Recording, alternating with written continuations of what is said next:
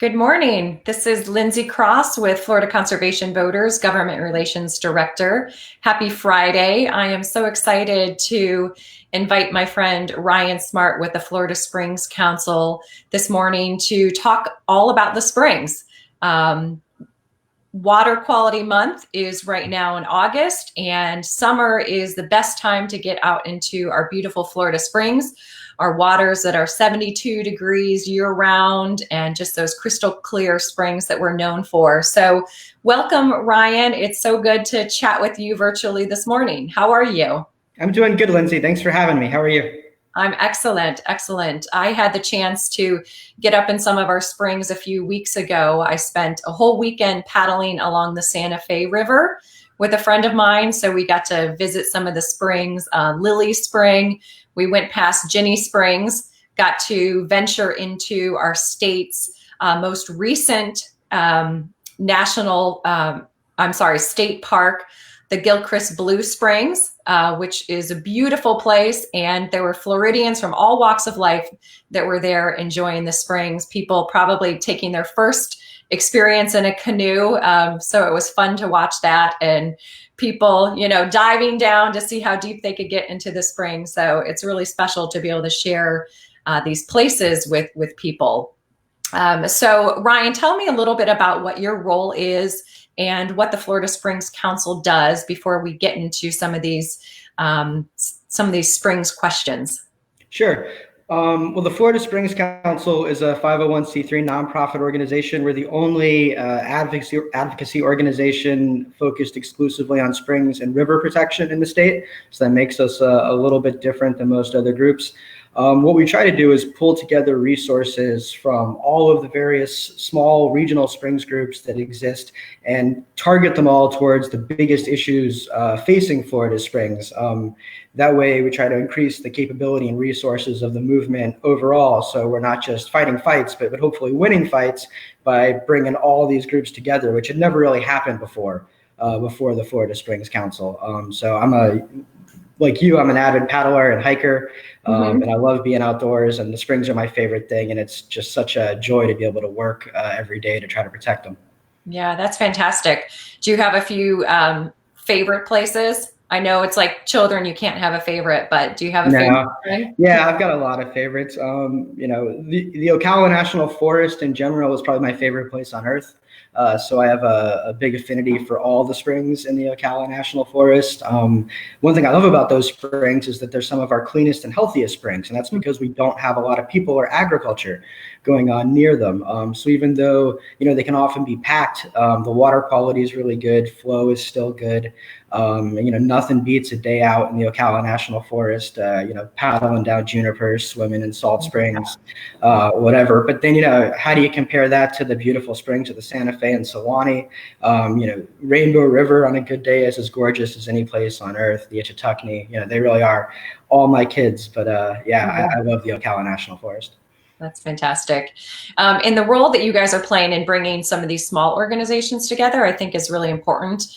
We're going to talk about some of the really current pressing issues affecting our springs. But there's so many issues that are impacting our water and our land in Florida, and the work that small, regional, and local groups is doing is so important, but it's also great to have a larger organization that can help to bring those efforts together to really magnify that work. So I know that there's been groups that have been engaged in some issues really affecting how our water is used and what happens with that. So when we talk about water and protecting water, we're looking both at the quantity, so how much water we have, and the quality of it. And the springs protection work, I know, integrates both of those things. So let's kind of dive right in, no pun intended, or maybe pun intended, to a big issue that people have been monitoring for a couple years, but something related to what we do with our water, and specifically a permit request by the Nestle company, which is a Swiss-owned company, to increase the amount of water that they're taking for our springs. So can you fill us in a little bit of that, because people have probably been seeing that in the news recently? Right. So the permit request is by a local company called Seven Springs. They're actually the same folks that own Jenny Springs. They've been bottling water there for some time, but now they want to provide that water to Nestle.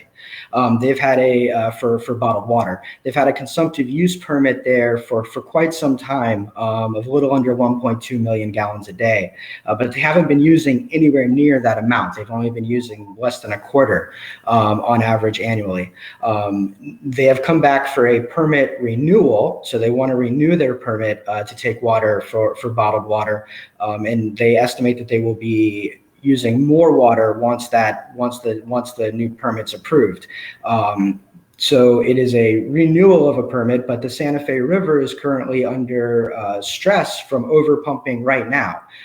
So we have to do things differently than we did them in the past if we want to see our springs recover, because there's so much more pressure on them, both in form of water quantity withdrawals and water quality pollution.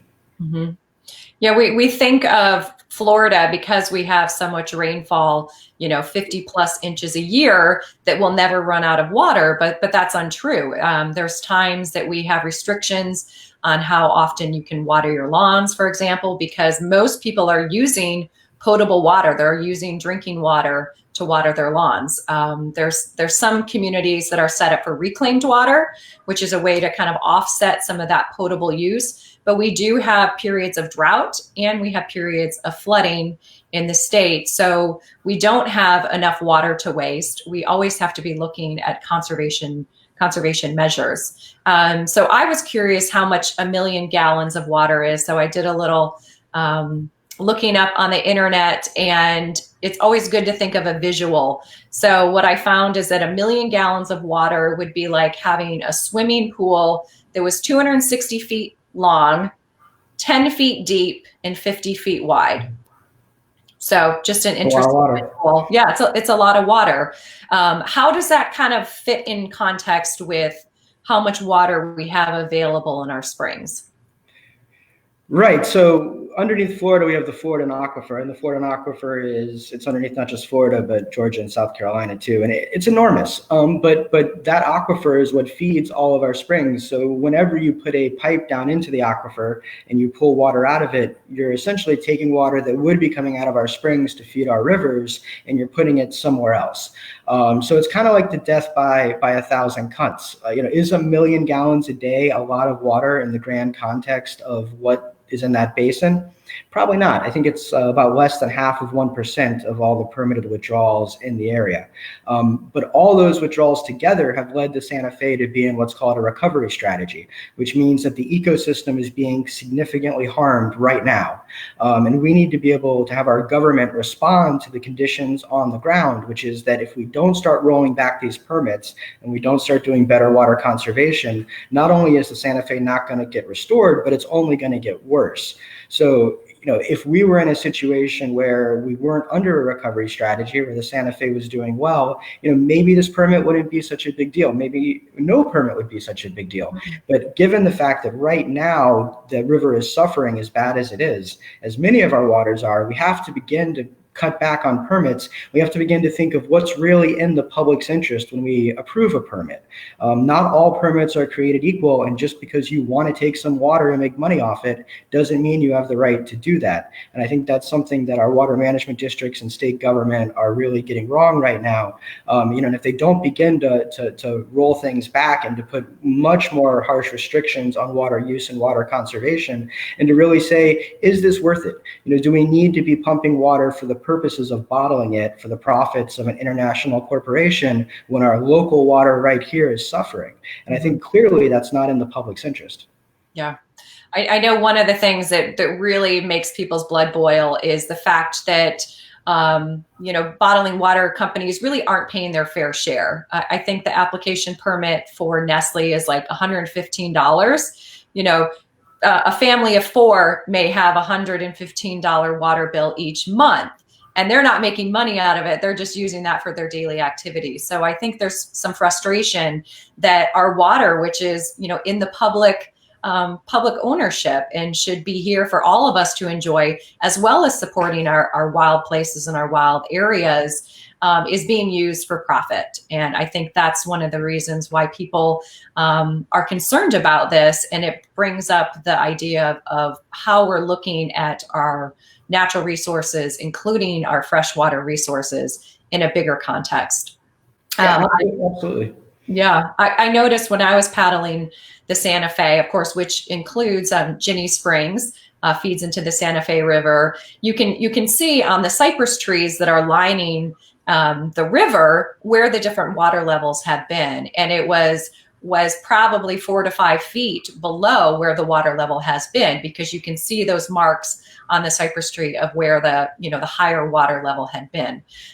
In the same regards, there's also flooding issues that people have, and you notice that the homes along the Santa Fe are built up almost like you would have in a coastal area.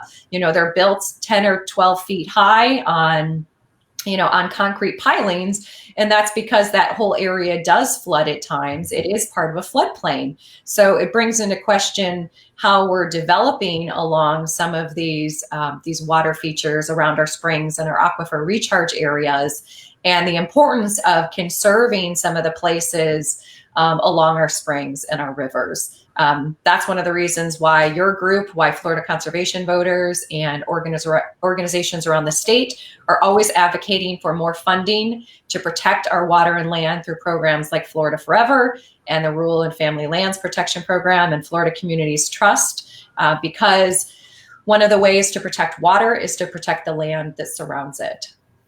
Absolutely. And you raised a good point about, it's not just bottled waters that don't pay a fee or anything to use our water, but no one. None of these big permit withdrawers, whether it be bottled water, whether it be agriculture, they all essentially get water for free right now. And there's a huge cost on the people of Florida from doing that. I mean, on one hand, we're giving water away to international bottling companies, while on our state budget, we're spending tens, if not hundreds of millions of dollars to try to re-engineer systems to replace those water resources. So, the big losers are our environment and Florida taxpayers.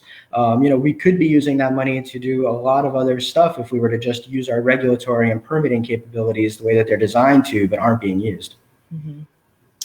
That's a really important point. I think we look at our budget, and that reflects our priorities as a state and the legislature, and also how tough we're willing to be with polluters. Are we willing to stop pollution at the source, or are we spending inordinately more money to try and clean up pollution once it's already into our precious water bodies? I think that there's always, this want to have like these new technology and thinking that we're going to technology our way out of these things. But really the simplest thing is to not let the pollution come into our springs and our rivers and our coastal areas in the first place. We're going to save a lot more money. We're going to protect our public health, and we're going to be able to enjoy our resources more that way. Yeah, you can't fool Mother Nature. Yeah, that's right. That's right. So we're talking about some of the development along the river that I saw. I know that something else that's happened, and a reason to celebrate this week is there was a project or a proposal to develop something along the Rainbow River. Can you tell us what that was, Ryan, and what that means for some of our... Yeah, sure. Real quick, there was a proposal to build a large hotel and RV park right along the Rainbow River in Dunellen. It would have been a 200-room hotel, 250-spot RV park, restaurant. They could have put up to over 100,000 tubers on the rainbow each year from that location. The Rainbow River is already many times its nitrogen loading limit, and flows are down 20 to 30% along the rainbow. So this is, you go there, it's a gorgeous river. Now, actually, right now it's covered in algae, but a lot of times you go there, it's gorgeous, but it's suffering. And one thing we talk about is you the pollution problems are there even when you don't see them. There's a lot of factors that come together to create an algae bloom, but all the time that river is more polluted than it should be, and the flows are down, and it is kind of being loved to death by tubers and kayakers, and we all love to get out on the water, but sometimes the Rainbow is like a traffic jam, and there was just no capacity to have a development of this size. When we got involved, the development was kind of steamrolling through the local process. We worked, like I said, we try to work with local groups. So there's a local group called Rainbow River Conservation. They've actually been around for like 60 years doing this, and have won a lot of big victories. And they came to us and said, hey, we'd really like your help to stop this development. So we organized with local folks. We put up hundreds and hundreds of yard signs in that small community. We did direct mailers. We had lots of people knocking door to door. We prepared legal action, all in an effort to say, this development is the wrong thing for this community and this river right now. And we found out earlier this week that under that public pressure, the developer has withdrawn the comprehensive plan amendment and zoning change, and that land is now not going to be developed, not going to be in a hotel. We're not going to have all the additional nitrogen impacts that would come from that. We're not going to have the water withdrawals that would come from that. We're not going to have all those new people coming on to the river. Obviously, you want people on the river, but when you commercialize it, right, it becomes a much different thing than when people are just coming down with their tubes or kayaks. So that's a really big victory for the Rainbow. It's nice that the developer was willing to withdraw the application. He really listened to his local folks, realized this wasn't in the best interest of the river. And as you know, these victories don't come all that often, where you're able to stop a major developer or do something this tangible for the river. So I'm really proud of all the folks down there in Rainbow, and I think it's a realization of kind of the Florida Springs Council philosophy of finding an issue that's extremely important to one spring and then concentrating staff, attorneys, experts, money, all those things on that issue, and showing that's how you can be successful and win these battles. Well, congratulations, Ryan. That's really something to be proud of. And I know there are a lot of people that were working on that issue. And you also have to be appreciative that the developer listened to the public and listened to the community members and said, okay, this isn't right for you, and we're gonna withdraw this application. So I know people are appreciative when people are willing to take that public input and maybe shift courses. So.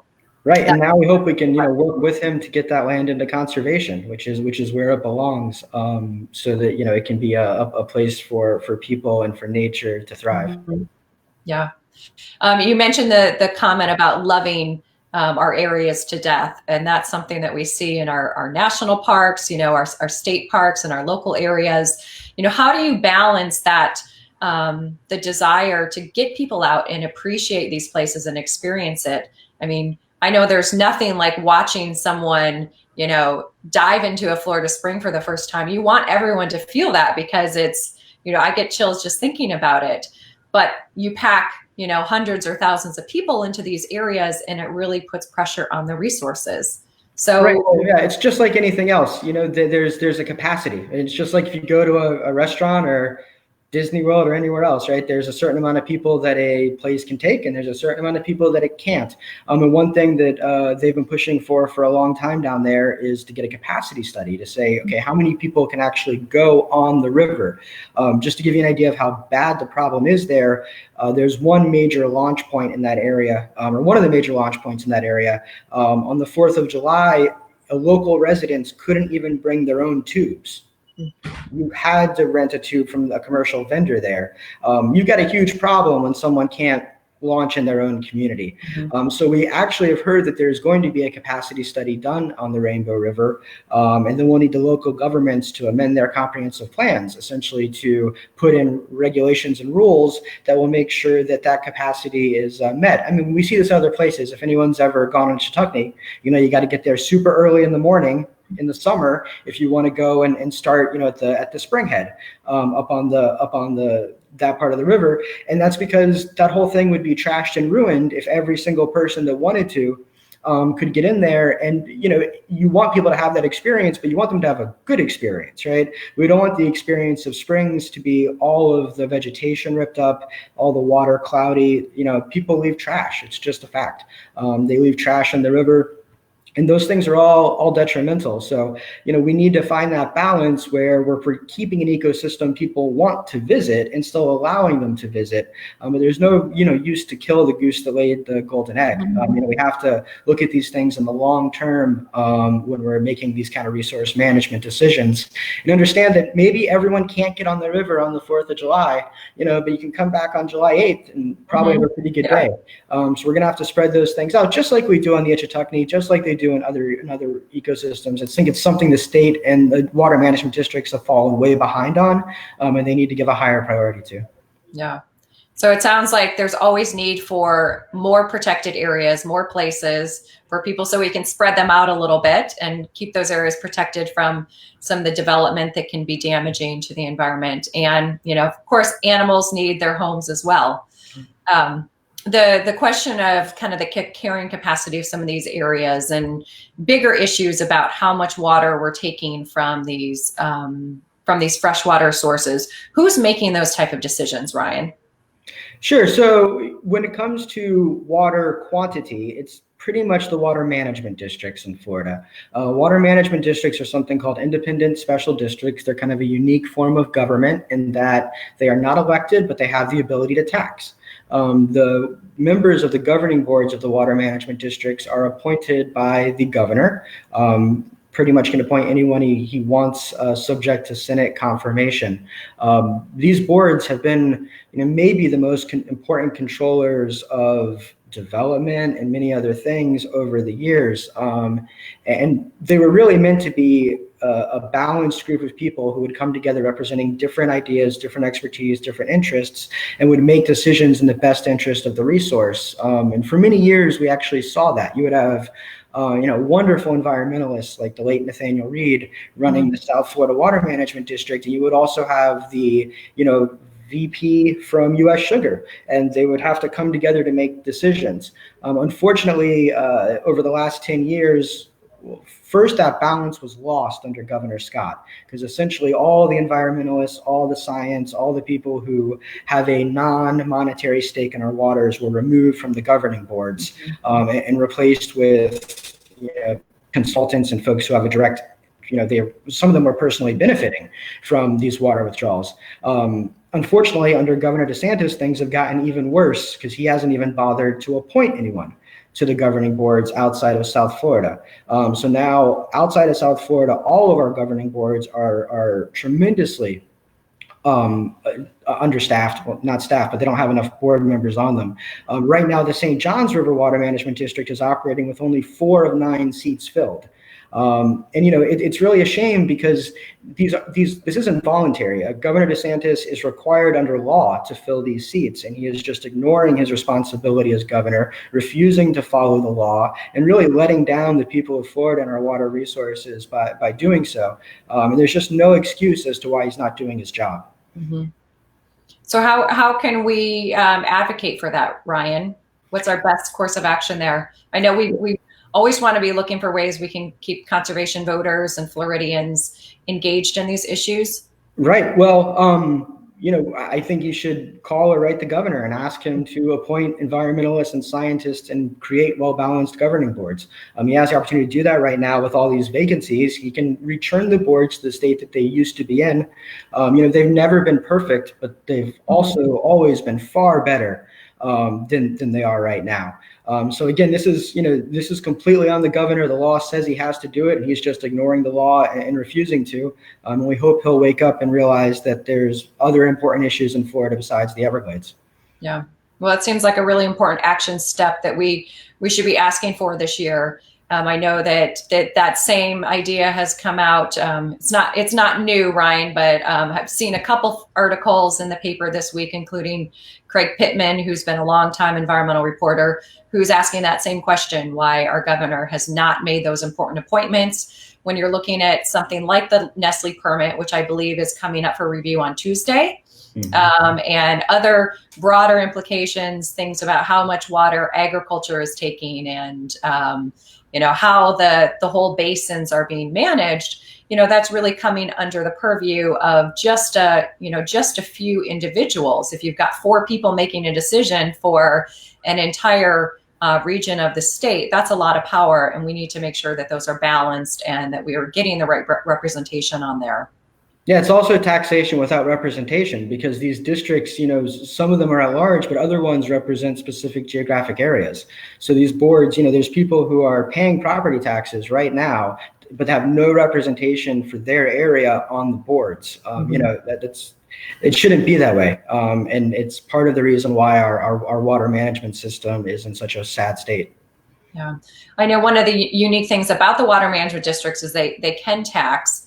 And under the Scott administration, they really had to roll back those rates, and it hampered their ability to do more proactive work on water conservation and water quality work. I know that the districts still have not been able to get back to where they used to be. And even in the water management district where I am, the Southwest Florida Water Management District, they're continuing to make cuts to the millage rates, which mean about, for the residents in that district, just over $2 a month, I believe. So it's really pennies. But when you multiply that by millions of people, there's a lot of things that we could be doing proactively to make sure there's money to help local communities do some of these infrastructure upgrades, to do more water and land conservation. So we think it's certainly appropriate that those water management districts look at having millage rates that are appropriate and are respecting the many duties they have. They're not only looking at water quality and quantity, but flood protection and the protection of natural systems. So they have a big role, and they should have the resources to do that in the most effective way. Right, and they've not only lost money, but they've lost a tremendous amount of staff. Under Governor Scott, most of the most experienced and senior people, the experts, the folks who had the administrative and technical knowledge, were run out of the offices. So you're not operating with the same levels of staffing or same quality of staffing, honestly, that you had in the past, and it's certainly hampering operations. And as you said, I mean, no, this is a pizza a year that we're talking about in difference per household, but the effect on our water resources is great, and it's incredibly short-sighted. They looked at the districts and they said, oh, you've got these reserves. You don't need these reserves. Let's spend them down. Well, now at the same time, the state is saying, wow, we don't have enough money to protect our water. We don't know where it's going to come from, after the legislature and the governor told the districts to get rid of the money they had for that exact same purpose. So it's kind of a shell game that they're running on us, and we're all worse off for it. Mm-hmm. Yeah. Brian, I want to take just a couple minutes to look at some questions that have come in. I've been trying to kind of pepper them in through our discussion, but Sean would love to hear a little discussion about the role of agricultural eutrophication or nutrient enrichment and wastewater and septic tanks on algae growth in the springs. That's kind of a big question. We could probably have a whole discussion about that. Yeah, well, I love talking about agriculture, so I'll take that one on first. The Florida Springs Council and our member groups challenged basin management action plans, which are actually the state plans for restoring water quality, last year. We're still waiting on a decision, but we learned a lot of stuff in preparing for that legal case. And I think the thing that I learned that kind of is the most wow fact is that when you look at outstanding Florida Springs, agriculture is responsible for twice as much nitrogen pollution as septic tanks, wastewater treatment plants, and urban fertilizer combined. So the problem with our springs really is agriculture. You could wipe out all those other things and you would still have heavily polluted waters. And the reason for that is because our government refuses to regulate agriculture. Essentially, they are completely unregulated and they are allowed to pollute as much as they want.